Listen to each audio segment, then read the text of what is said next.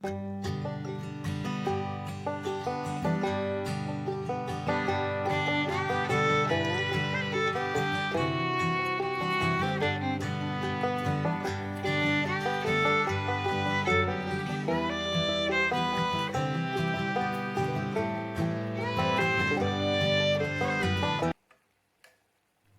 Friends, नमस्कार। आमे आज मटन करी बनवाक जाऊँ। मटन करी जमी डेलीशियस देखा टेस्टी लगुला। वीडियोटी भल लगे आप लाइक शेयर सब्सक्राइब करने जमार भी भूलें। ताले चलते देखिए आज रेसिपी।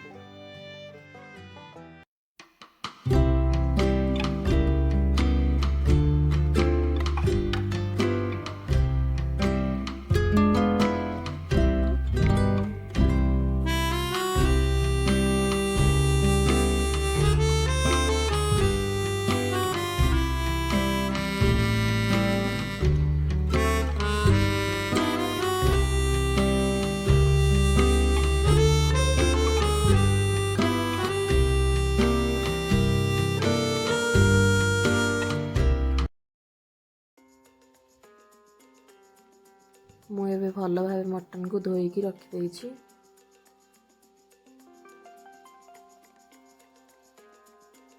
टमाटो और खड़ा मसला को रखिदे।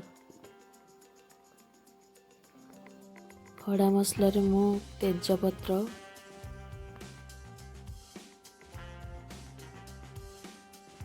गोलमरिच, सुखिला लंका और चुराती को नहीं। वर्तमान मु प्रेशर कुकर रे 2 चम्मच सोरिष तेल पकईजी। कलर आसवाई हल्का चीनी और ता ऊपर पियाज को पकईदेली। पियाज को आम भाजवा।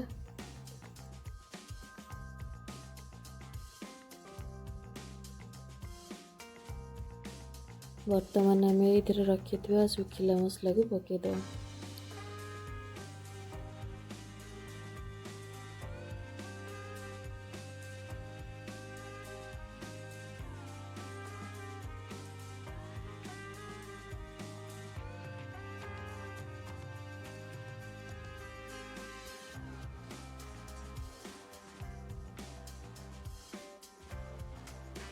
पियाज हमार रेड कलर है आसलानी। तापर आम बाटी रखि अदा रसुण पेस्ट को तापर पकेबा। पकेला परे तार कंचा स्मेलटा जीवा पर्यंत ताकू एमती घांटिबा।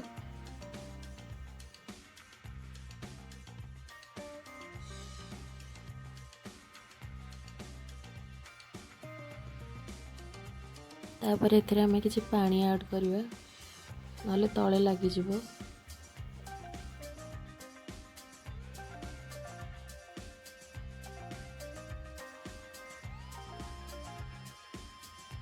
मसलाटा को आमे जेते कसिबा सेते तार टेस्ट अधिक आसीबो।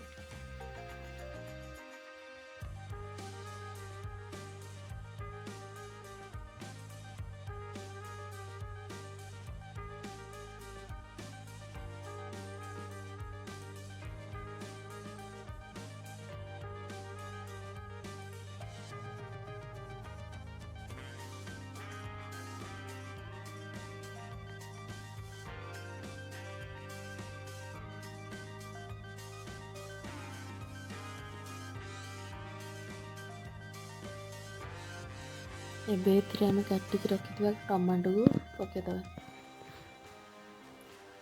टमाटो को आमे सॉफ्ट होला पर्यंत ताको टिके भाजीबा।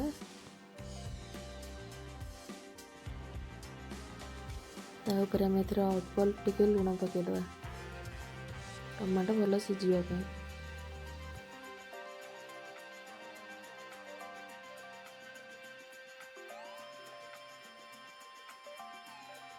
एथिरे बे आमे 1 कप पानी पकेबा।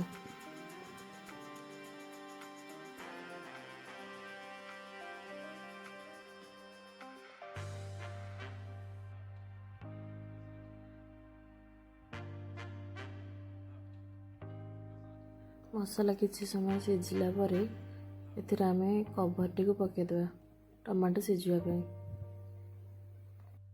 मझिरे मझिरे आम कभरटा काढ़ी टिके घांटिया। मसला को 15 मिनिट भलरे कषि सारा पर एबे आम जीरा पाउडर, धनिया पाउडर, मीट मसला पकाई भलरे घांटिया।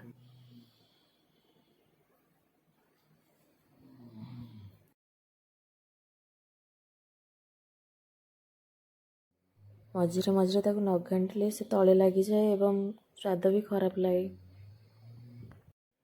और पिता भी लगे। एबे आम डालचीनी पाउडर टिके पकेदवा।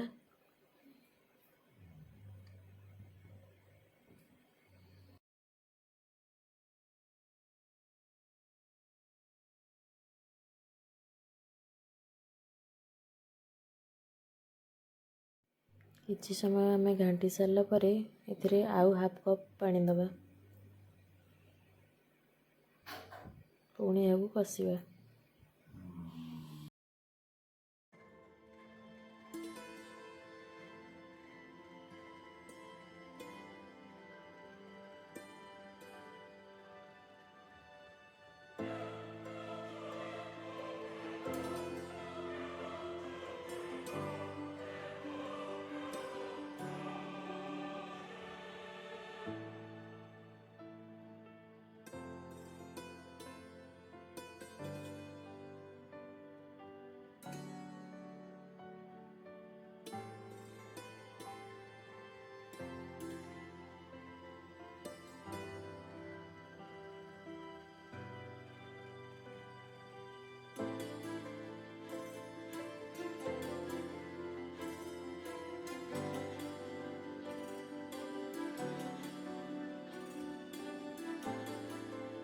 मैं 20 मिनिट कषि सारा पर मटन को ऊपर पकईदेवी।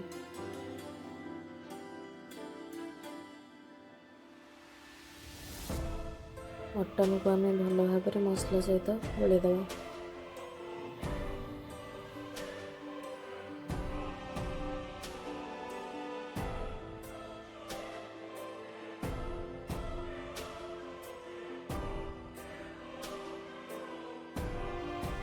एबे आम एथिरे स्वाद अनुसार लुण पकईदेवा। आगुरी मुझे हाफ चामच लुण पकईली, एबे 2 चामच लुण पकईली।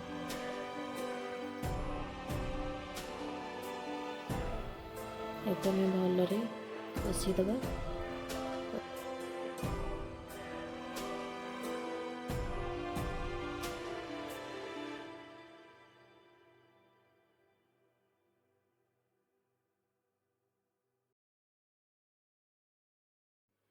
एक आम पानी मरला पर्यंत कषिबा।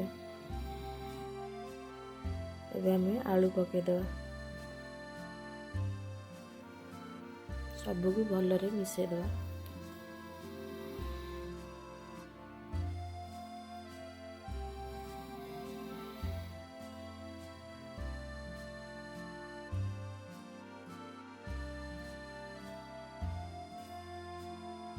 एबे आम कवर को पकेଇବା ଆଉ 2 मिनट पर काढ़ी ताको आउथरे घांटिबा।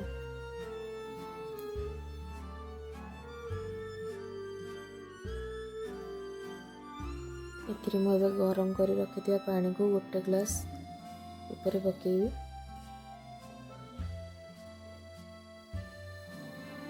ताको मैं भलरे घांटिबा।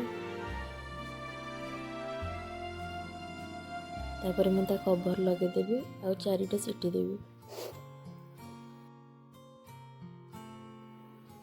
कवर खोलला पर देखंतु मटन टी हमर केते सुंदर देखा होची और सिझी जाइछि मध्य।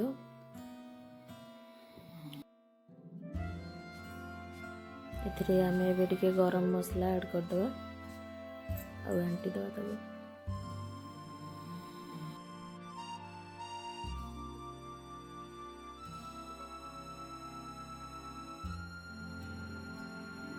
मटन सहित मुझे कखारु फूलर पिठौ भाजी। पिठौ भजा बहुत टेस्टी होता।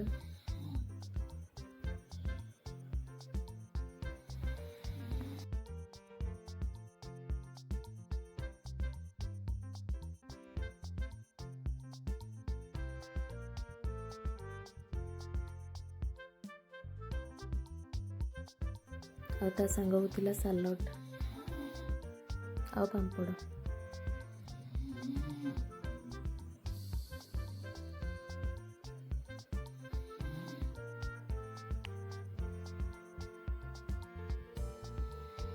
ବର୍ତ୍ତମାନ ଆମର ପ୍ରସ୍ତୁତ ହୋଇଗଲା ଥାଳି।